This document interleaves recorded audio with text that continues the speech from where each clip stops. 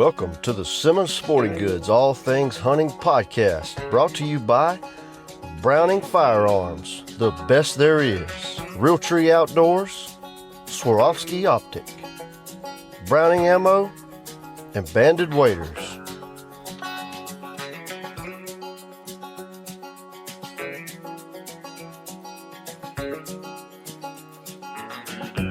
Here's your hosts, Caleb Wallace, Cole Barthel, and Kyle Bearfield.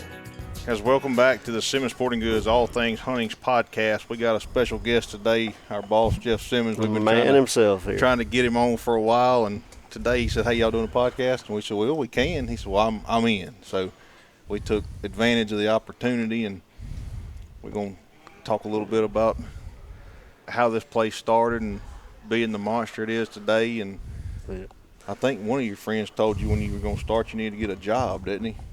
He did. He told me, get a job, put my money in the bank, and get out of his office, was his exact words.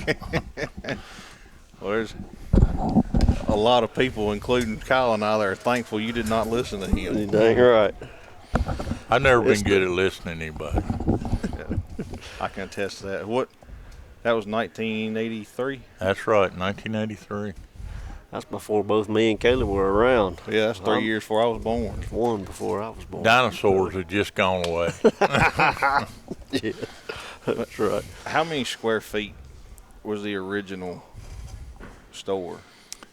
The original store was an old service station, and it might have been 500 square feet.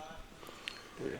So basically, for those of y'all that know, been in the store and all, where the cash register is up there, where the girls are at the checkout hub, that was the store pretty much. It was. Even the restrooms were outside because that's the way they were at the gas station. Right.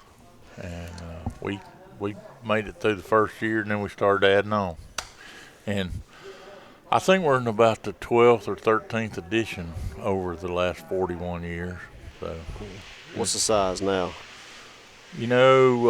Retail space we're at about 80,000, and total space we're at probably about 120. It's a big store. Anybody that thinks Bass Pro Shops and all that is a destination, they need to come see this one, because not only is this a destination, cool mounts everywhere stuff, this has the products that you want as a hunter, in this store. Well, when I started, that was my forte. I hunted. Right. And I lived and breathed hunting, and the people who came to work for me were mostly hunters, and they lived and breathed it. So when people would come in and ask, we would have it. And it was a rule back in those days: if somebody asked for it one time, we didn't have it, write it down.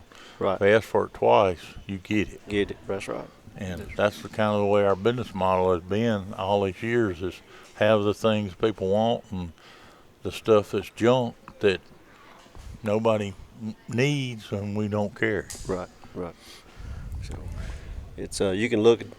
We're up on top, big balcony, and across the balcony from us is a restaurant now that we always eat lunch at, and sells your own beef, doesn't it? It does. We're in pretty good sized ranching operation in the southeast. Our ranch is in the top echelon of it. We raise a lot of cattle and sell a lot of all natural beef, and we serve it here in the restaurant too. And actually have the deal, we sell it to LSU football team, which is kind of a cool deal. They wanted somebody Louisiana raised and all natural, and we were about the only ones that fit the bill. So, man, that is awesome. That's a cool deal. Yeah. But you can come in the store, shop, eat lunch, shop a little more. You can just spend the whole day here. Spend the day in here. Yep, that's right. A lot of people that do. Talk a little bit about how you got into the cattle business. Well, I was always kind of in my blood. My grandfather, actually on both sides, had cows, and growing up, that's all I wanted to do. And it was kind of in the plan that I would take the ranch over when I got out of college. He told me I had to have a college education or I couldn't do it. And would have been my senior year in college. He had a brain aneurysm, passed away, so that kind of went by the wayside. And when I got out of school, the only one other thing I really knew how to do was hunt and fish. So I said, well, don't have enough land to do a ranch. I'll open a store, and that's kind of where we got started. Okay. Then after a few years, we kind of got on our feet. I told my wife I'm gonna get about 40 cows, and she said, "You'll have 100 in a year." And I said, "Well, we'll see." And I had 200 in a year, so that's just my nature. I can't hold back. But cow business has been good to us, and the store too. So we got some really, really good employees and people that put their life into it too. So we're very blessed on that standpoint. Yeah. But this, we talk about it a lot on the podcast, where what separates Simmons Sporting Goods from a lot of other sporting goods stores, especially the big ones, the corporate owned ones, is it's a family run business from top to bottom, and just like people like Caleb that might as well be family that have devoted their life to it. He is family the way I look at it. That's right. And, but we're somebody's going to be here any day you come in here. Maybe not every one of us, but somebody's going to be here watching over it and making sure it's getting done right. And if somebody's got a problem, we're going to be there to fix it. And that's the way you do business. That's right. That is it. That is it. How about how was duck season this past year? I would call it mediocre. Right. We had a really good start to the season. The first split, I couldn't ask for it to be any better. Limits every morning. But as you well know, Caleb and Kyle tell you, I like to kill them and let's get out of here so we can go back to work. Mm-hmm. And we were doing that before 8 o'clock every morning. And I said, boy, second split's going to be really good. And when the split came, they left, and they never really came back until that cold weather came back the latter part of January. That's pretty indicative of everybody that I've talked to. It was just slow until the end, and at the end it was really, really good. Fired up, right. But then the very, very end, we got all that water and rain and kind of spread them, and there were a lot of ducks in the area, but they were hard to get concentrated into one spot there. Yeah, I think everything that could have went wrong in the second split. It just wasn't inducive. I mean, there's some people in places that killed them, like flooded timber and whatnot, but in the fields it was tough. It was tough, right. What would when you talk about field hunting, Jeff, if you could plant something, if you had a duck hole spot that got a place where you could do some farming on it, what would you, if you wanted to make it better duck hunting, what would you suggest? I'd plant it in rice and leave it. Yeah. That's the key. And that's the only thing you can do. If you do plant it, you'd have to leave the field. But that would be number one. But that's expensive, and right. When you plant a crop, you want to get a harvest. So that doesn't happen very often. But I think brown top millet's very good. I think some corn is, if you can stand to leave a little corn, is pretty good. Right. Actually, some of the best hunting I've had through the years is in just natural grass. Just wetland smartweed, right. Signal grass, anything like that makes a seed. Ducks love natural grass, and one of the best holes I ever had, we ruined it we leveled it and planted it and had to make a crop, so we had to try to pay for it. Right. And it was never as good as it was when it was in natural grass. Right. Let's not forget the year that the Milo was left down at the Coley. Yeah, the Hurricane Gustav came through, and we got like 19 inches of rain over about a 7 or 8 day period, and the Milo all sprouted in the heads, and it was ruined. And I talked to a crop insurance man into letting us destroy it by putting water on it. And everybody said, that ain't going to work. You won't kill them. But we got that water deep enough that the duck just had to swim up to the Milo head. He didn't even have to dive. He could just pick it off. And it was crazy. It was like a bunch of, I was still in college. I remember I made several hunts down there that year. It was like a bunch of drunk ducks. Like, you'd drive the four-wheeler down the levee that in the mornings, they wouldn't hardly even get up and fly. They were so full of Milo that they couldn't fly, and they were overweight. I mean, sure. it was mostly there was mixed ducks in there, but there was mostly teal in there. Most of the hunts that we made were green winged teal, and they flew a lot like a crow or something. They didn't even fly like a teal did. They couldn't. They were so full of milo. There was lots of mornings that year. I remember, like if say shooting time was at 6:30, by 7 o'clock you'd have a limit for 5 or 6 people and be headed out Done. before the hour ever struck. It was Man. it was just I've seen a lot of good deals through my lifetime, but that was something. Very special. Yeah. On the last day of the season that year, we went after lunch. I think there were 7 of us, and in 45 minutes maybe, we had 42 ducks, and we're out of there. Yeah. Yeah, that was good. It'll spoil you. It makes you want to put Milo back in there. Yeah. Yeah, that's right. So, Yeah. I don't know. It's those kind of years. I remember them. They stick in your mind. I remember some on the other side of that coin too, like the year they farmed it and rutted the place up, and we stuck Norwood's track deal in the dozer and just couldn't even get in there to hunt. I It was remember so bad. he had a Can-Am, Can-Am, and he yeah. said, "Oh, it'll go anywhere." And And then new Can-Am, new tracks, and tracks everything. on it and everything. And me being the voice of reason and knowing what that place is, I said, y'all. And he drove all the way from Texas to come up here. Yeah. And it was full of ducks, but a killdeer couldn't walk on that place. It was so much. He said, Ryan Norwood, you ain't never been to the Cooley Swamp. You finna find out. He made it about 30 yards and bogged it down, and we Not were a bad. month getting it out of there. Yeah. And if there was one little tree, I think that we could like winch to good enough to get him out, or it'd have been there till summertime Yeah, before it dried that's up. a special kind of place down there. It was truly the earth comes together right there. But the duck loves it, Right. and they always have. It's always been a really, really good duck hole. But you got to be careful what you do, farming or hunting. You don't want to break that crust because there's no bottom to it. That's right. Talk a little bit about, Kyle and I and Cole talked about this before while we're on duck hunting, how modern ag machine and ag practices, have changed duck hunting, and there's just not as much food in the fall as there was, say, when you say the heyday of duck hunting, the heyday for me was early 90s because that's as early as I can remember. But before then, the y'all say was even better than what I remember it being so good. I can remember in the 70s, you could be out there in the swamp, and 1 o'clock in the afternoon, it'd be just the sky would be black with ducks coming over. But a lot of things factor into this. I don't think you can necessarily just blame it on the combines are better and all that.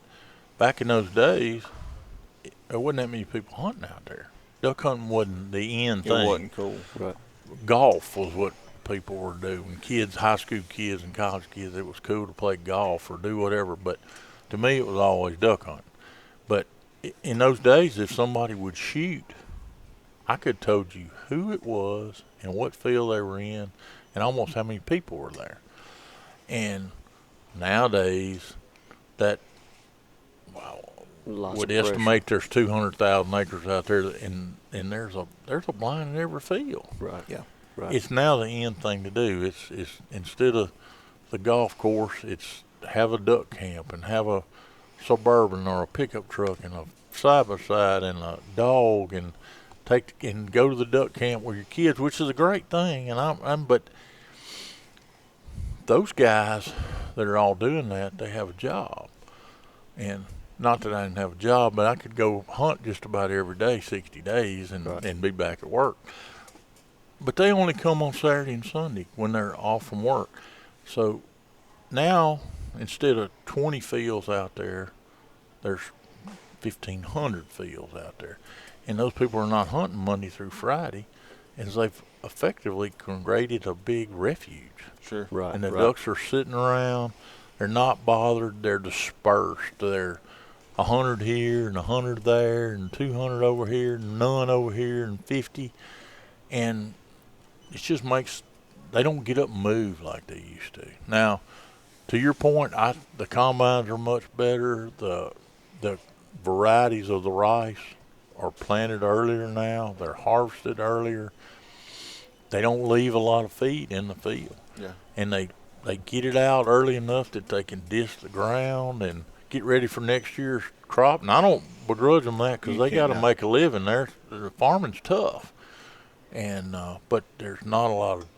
I can remember when I was in high school, we might not get through with the last rice. We might not get the last rice cut until Thanksgiving.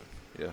Now, come September the 15th, it's cut, gone, and to the bins and over with. Well, what? And there's a disc ripper and a harrow and whatever other equipment right behind the combine trying to get that field worked up while it's dry. And it is, and you're what available. is left on the ground sprouts before the season ever comes. So the ducks fly in, a front pushes them in, and they stay up 3 or 4 or 5 days, and they get hungry and they go somewhere else because they're looking for something to eat. Mm-hmm. And with input costs now, you can't afford to, you talk about leaving rice, but with input costs now, you can't afford to leave rice in the field. Like, I remember being a kid and you hunted with my dad back in the day. He was as duck crazy as anybody, and he was farming to make money, but he was also on his rice ground. He was going to farm to make sure we had some ducks to kill that winter, and you just can't afford to do that anymore. No, it's, everything, what you put into it, the margins are less, and the input cost is more, and the price we're getting for the rice is the same. So it's a big squeeze on agriculture, but yeah, me and your dad grew up hunting together, and we were as serious about it as we could be, and we tried to leave some, unharvested in the field, but like you say, you just can't do that anymore. Right. And if you leave it, then you ain't got the ground ready for the next year. And I'll say this, we witnessed this year. Jeff got one of our farmers talked into leaving a little bit of corn standing and said, don't leave it right by the blind. Just go, 100 yards down the levee or so. Well, every time we hunted that blind, that's where them ducks went, was 100 yards down. We should have left it right in the decoys, I guess. They went right down there. Yeah, that was. They were, typically in the years past, we never planted a lot of corn in the buckshot dirt. That was rice or soybeans. But more people are planting more corn because it gets in early and gets out early. It's a safer crop for everybody. Even if you have a storm, the corn won't lay down. It's more weather resistant. So we are starting to see that you can leave corn. They've done that in the Midwest for a long time. And people will tell you they've short-stopped our ducks by leaving corn up there in the fields. Maybe they do, or maybe we just don't get the fronts we one time got, and push the ducks. We saw what a big front would do last January. That's right. Absolutely. So I don't know if that's global warming or just, the circle always goes around, that's right. And we just may be in a circle where it's not getting as cold, but it'll come back and get cold again for sure. Yeah. That's the big question, everybody. We didn't kill but X amount of ducks, and are there not any ducks? And it's so driven by, they're not going to leave from the Midwest as long as they got food and there's not ice on the ground. They can have snow, that don't bother them. It can be cold and that don't bother them, but ice will seal the ground and they can't stay there then. Yeah. And we haven't had that much of that in the last few years. So, Wicked Blend from Browning, the ultimate in waterfowl ammunition, featuring the Wicked Wad system. Aerodynamically stabilized for greater downrange energy and extra knockdown power. Loaded with precision bismuth and plated steel shot that delivers high energy retention with consistent tight patterns for cleaner kills and easy retrieves. Wicked Blend from Browning, the best there is. Accuracy and innovation live on in Browning X-Bolt rifles. The X-Bolt Pro family features ultra-stable carbon fiber stocks, the protection of Cerakote finishes, fluted barrels and bolts, and the innovative Recoil Hog muzzle brake. The Recoil Hog reduces felt recoil by as much as 77% while minimizing muzzle climb and dust signature to keep your downrange target in sight. Put performance in your crosshairs and squeeze the trigger on X-Bolt accuracy today. Accurate. What is it that distinguishes the best? A wanting. to defy reason, disrupt industry, and captivate the imagination. To be better, you should look further, dream bigger. Aspire by Bandit. Superior. What would you say, Jeff? Duck hunting or turkey hunting be your favorite? Well, In the fall, it's duck hunting. In the spring, it's turkey hunting. yeah, I mean, I grew up from the time I could tote a shotgun duck hunting. We were right here, right around here. Not, my early life, I lived on the Mississippi River down at Natchez, and we always had ducks. But growing up, we didn't have turkeys. Right. There was no turkeys here. I can remember seeing the very first turkeys on our family land at Natchez, like when I was in maybe a senior in high school. Right. So I didn't live and breathe it going along like that. But once I got the bug, it was bad. It was real bad. It is bad. I got started. I killed my first turkey when I was a senior in high school, and then that's all I lived and breathed. I was on a mission to kill every turkey in America up there for a few years. Tom Kelly writes in some of the 10th Legion, he said you go through stages of it. You can't kill a turkey. No matter what you do, it's the wrong thing, and you go for a while and you can't kill a turkey, and then all of a sudden you, by accident, more times than not, you kill one. Right. And then you start to think, well, maybe I got this figured out, and you'll kill one every now and then you move on to the next stage where you get it kind of figured out, and you can kill one fairly regularly. And then you get to the stage where you want to kill them all. And you think you get pretty good, and you say, I'm going to kill them all. I'm going to kill them all, I'm going to stomp the eggs, and I'm going to do all that. And then you progress into a deal, well, I want to take somebody and teach them and show them. Right. And it's a cool deal. It's a cool progression. I think everybody that's hunted all their life turkey hunting, if they tell you, I've killed a lot. And I had a commercial operation in Texas for a good 25 years, but I saw a lot of turkeys lose their life. But even today, when one's coming, and I know he's coming, and I can't quite see him, and he's gobbling, and he's right there, it makes my heart almost stop. Right. So when you lose that, it's time to quit. Yeah. I'm not as mad at them as I once was, but I do enjoy it an awful lot. Yes. We had some good hunts this year in Oklahoma and in New Mexico. Mm-hmm. Killed some turkeys, and Jeff had some good hunts in Texas. Killed a couple. We had had a good season for no more times than we win. It was really good. We had some good hunts. New Mexico was very good. Yes. Yeah, I'm gonna say in that week, the 5 of us between Oklahoma and New Mexico killed 16 turkeys. We killed five in 2 days in Oklahoma and 11 in 2 days in New Mexico. It was pretty dang good. Yes. Yeah, it was good. What's Jeff, you've been blessed to hunt with the who's of turkey hunting and with all that, but tell us a story, if you can think of one off the top of your head from back in the day, turkey hunting. Turkey hunting has changed with calls and TSS tungsten, but decoys and all that. But back when you started, tell us a little bit about it. Well, I mean, I have been lucky enough to hunt with some of the very best and became good friends with most of them. Eddie Salter being one that, he's a past world champion, but Eddie's a killer. I mean, he knows how to. He told me one time when he was a little kid, he lived so far out in the woods, they had to pump the sunshine in, and the only thing he had to play with, there was no kids down there. I mean, it took him 25 minutes to get him to town to school, but when he come home from school, he had found a nest of turkey eggs and put them under a chicken, and got the chicken to take them and hatched them out, and that was his play.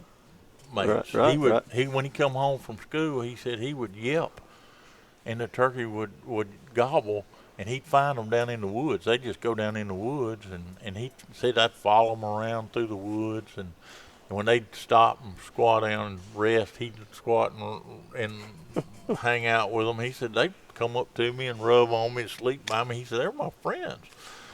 And he can make more turkey sounds than anything you've ever heard before in your life. It's really, Eddie and I have been friends 42 or 3 years, you know. And but I have hunted with a lot of good players. At one time, a lot of people would tell you I had the very best place in the world in Texas, and we had a lot of acres, about 325,000 acres we could turkey hunt on. And everybody wanted to be your friend in days. Right. But we did really have a lot of good hunting and had a lot of fun, and a lot of guys hunted with me through those years, with Bill Jordan and Michael Waddell and David Blanton and Eddie and Kyle Hicks and just a bunch of different guys, and we had a lot of good times. But Eddie, the first time I ever went hunting with Eddie in Alabama, we had just gotten to know each other. Ronnie Strickland kind of put us together. He said nobody hates a turkey more than the two of y'all. And Ronnie and I grew up together in Natchez, but we stopped at daylight, and Eddie owled, and we didn't hear one gobble. I said, well, let me try. And I can owl pretty loud. Most people tell you. I can attest that.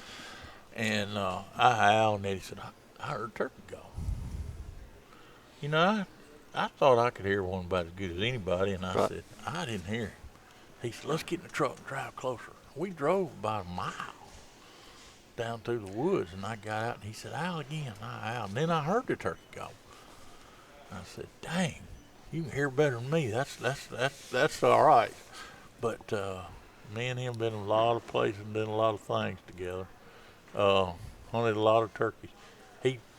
I remember one story, and I'll tell this on myself, but we were hunting in Missouri, and it rained that morning at daylight, and we couldn't go out. About 10 o'clock, the rain broke off, and he said, let's go kill a turkey.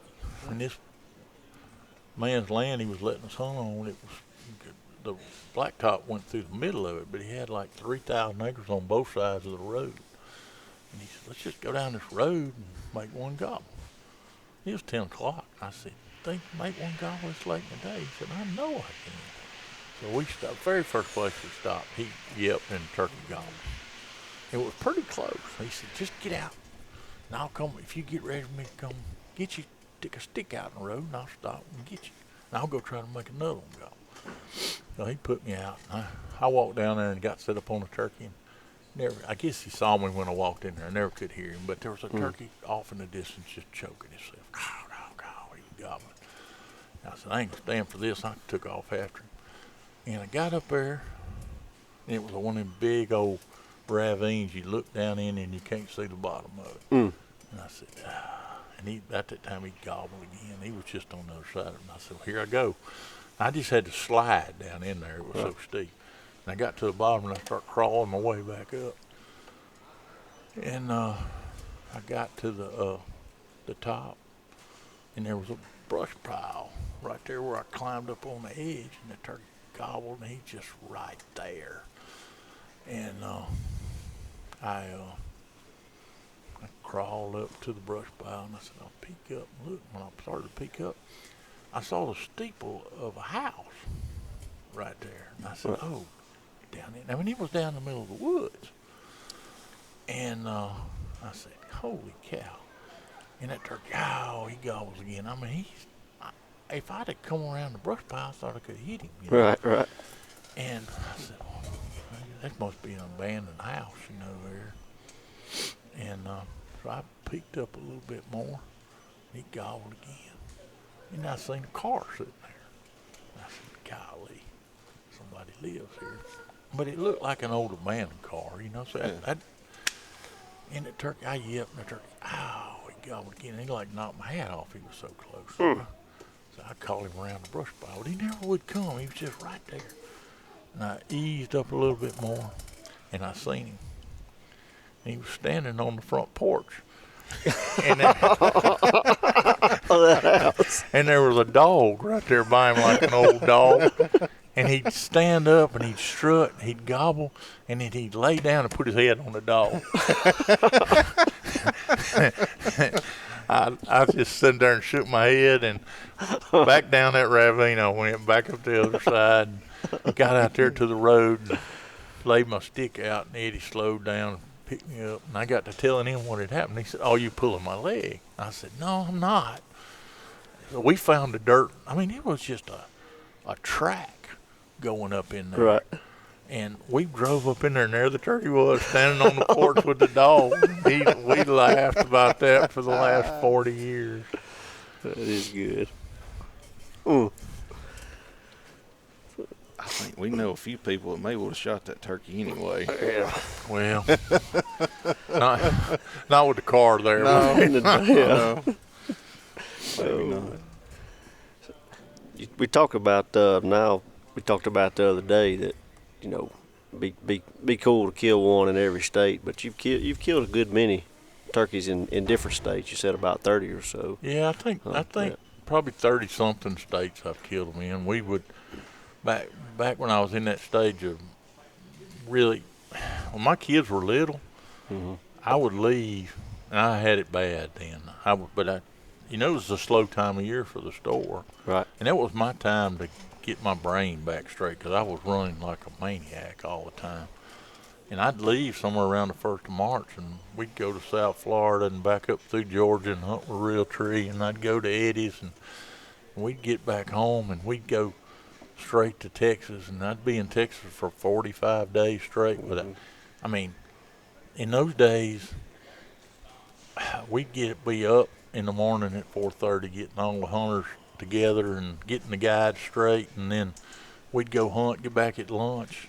They'd take a nap, and we'd be trying to figure out what we're going to do that afternoon, and then we'd come in from hunting in the afternoon, and we'd have to sit around and swap stories and eat and have a cold beer or something, and that would go on to midnight. I mean, I would go 45 days, and if I got 4 hours of sleep a night, it was a full night's rest. I went a bunch of years, 45 days straight, and never took a single nap except in the woods. You know, if you go back in the evening time, I was going to fall asleep for sure. Right. But, you know, we've hunted a lot of states. I've been all up the East Coast and hunted Georgia, South Carolina, North Carolina, Virginia, Maryland, Kentucky, Tennessee, all the Southeast I've killed turkeys in, and all the way up to Iowa. And, you know, we hunted some out west. I hadn't been to the California, Oregon, up through there, but you know, I've hunted a bunch of places. A lot of fun. Can you tell the story about putting the feathers out on Bill Jordan's place without getting in trouble? I think he done got mad and got over it on. People know, but me and Michael Waddel always been buddies. When I first met Michael, went over there to hunt with them, and he was 18 years old and just a cameraman. He wasn't even filming, and we've been up and down the highway a bunch of places, had a lot of fun together, and that's kind of, you know, where some of that Realtree Road Trip show got originated. We were going off to Texas and Oklahoma, and we were pulling jokes on people and laughing around the camp, and Michael and I said, you know, this would make a cool TV show. And Bill Jordan told us we were crazy, that nobody wanted to listen to that. But I guess the proof's in the pudding how that turned out. That's right. But I was over there for opening season one year, and Bill had to go to a store promotion, and he wasn't going to be there opening morning. So he called us in his office that Friday morning, and he said, now look, I don't want y'all to go here, and I don't want you to go to the power line, and I don't want you to go to Stubby's field, and then I don't want you to go over on the back ridge. And when we got, I just nodded, and Michael looked at me, and I just nodded. I didn't say a word. And we left and went to lunch, and when we left him, Michael said, where are we going to hunt? He took everything out. We can't hunt. I said, I don't know where you going. I'm going to Stubby's field right off the bat. That's where I'm going. And we killed the turkey right off the bat. Michael got it on film, and it was awesome. And when we got through, he was supposed to come back in that night. and hunt with us the next morning. And we got to laughing and saying, we'll play a little joke on him. We knew where he liked to hunt. And every single place that we knew he liked to hunt, we took that turkey and we plucked feathers out of him, fluffed up the dirt where it looked like a kill spot, and shot the gun and had an empty shell laying in the bushes there. And we fixed up about 6 or 7 places where it looked like one had been killed. And when he got back to the camp at dinner time that day, he said, hey, we might as well go somewhere else. Y'all done killed them all, you rednecks, and y'all done killed all my turkeys, and we just want to go back to Georgia because it's over with here. And we laughed. Me and Michael laughed. He said, I don't know what y'all think so funny. Y'all done killed all my turkeys. Had a trouble convincing him we'd only kill one. Yeah. No, that's good. That's good. There's talk about different states hunting. We're up here in the northeast part of Louisiana, but you get a lot of customers, from Arkansas here in this store. But there's been some changes in the state of Arkansas hunting this year. Most of them for the better. The only negative one from a hunter standpoint, and it's not for sure yet, but they may move the hen mallard limit down to 1. They said they're going to wait till the survey comes out before they decide on that in Arkansas. But everything else, I'll read through some of them. Some of the changes that are going to take place in Arkansas this year. One of the major changes is that they're going to have a velvet buck-only season, deer hunting season, during the first week of September. So bow season, you'll have 1 week to kill a buck in velvet when the deer are very patternable, during that time in September. So it's going to, hunters kind of be ready for that. You're going to have to start with you shooting your bows and putting your cameras out, maybe a little earlier than normal pattern one. Get him going so you can kill a velvet buck in September. The bear allotment, they're going to move from 400 to 450. No, from 50 to 450. Oh, from 50 to 450. Yes, they've been killing 50. The bear quota in Arkansas, if I understand this right, you put in for your license, get your license, and I think your resident may even be able to counter, but they have a quota, so you have to call morning and afternoon to see if there are bears left until they kill all 50. Right. Well, they went from 50 to 450. It's still going to be a quota? Yes, sir. Still be a quota. Yeah. And then another regulation is, Arkansas's had a traditional muzzleloader season, but now they're going to allow you to shoot a kind of similar to Louisiana, but they're going to take it one step even better. They're going to allow you to shoot a straight wall cartridge and a bolt action gun. 30 caliber or larger. So as long as it's not a semi-automatic rifle, you can shoot a straight wall cartridge, 30 caliber or larger, during their, what they call their primitive gun season that starts before their modern rifle season starts. I mean, that opens up to a breakover single shot, a bolt action, a lever action, and 300 blackout, 350 legend, 400 legend, 4570. 44 Magnum, 357, all that falls in that straight wall deal. That's right. Arkansas has always been pretty, they can be either way, that the Game and Fish Commission, but some things they've been real innovative with. Mm-hmm. I can remember back in the first year or two I was in business, they were one of the first states to come out with a crossbow season. Right, that's right. And at that time, PSE had just invented a compound crossbow. It was called a Foxfire. And it was just absolutely insane the amount of them we sold. I was just teeny tiny store with a gas station, and I was buying them 18-wheeler load at a time. And I'd sit up here to 2, 3, 4 o'clock in the morning putting them together because I was one-man show. And now then they'll turn around like they banned the mojo for a while, but they they do some things. I think this black powder deal, they've been about the only state that didn't have a straight wall type deal or a hammer. Like Louisiana, you have to have a single shot with a hammer, which is fine.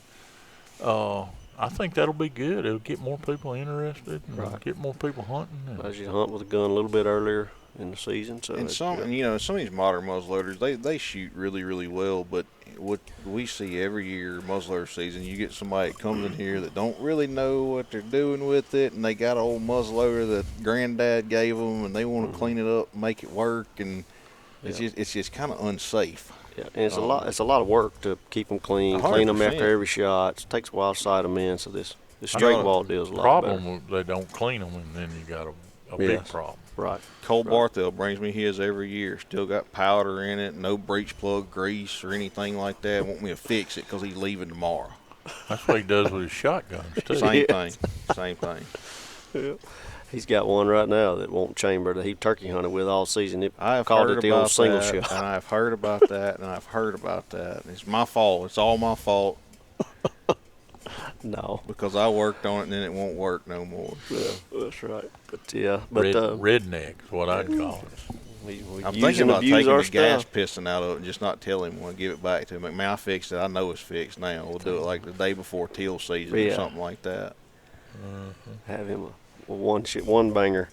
Yeah, but WMAs in Arkansas, you know, they do allow mojos now on the public land Went back again. to letting Yeah. them use 'em.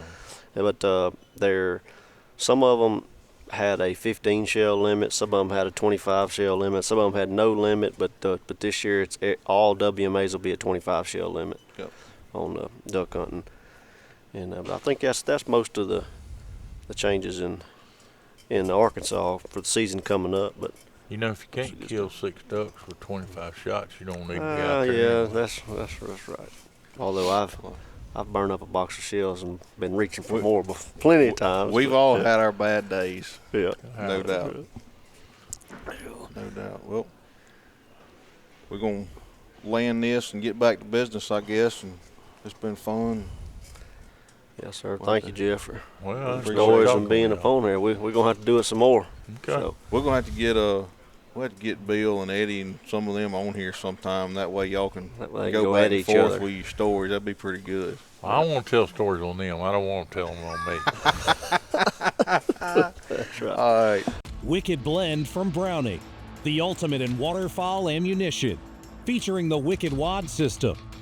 Aerodynamically stabilized for greater downrange energy and extra knockdown power. Loaded with precision bismuth and plated steel shot that delivers high energy retention with consistent tight patterns for cleaner kills and easy retrieves. Wicked Blend from Browning, the best there is.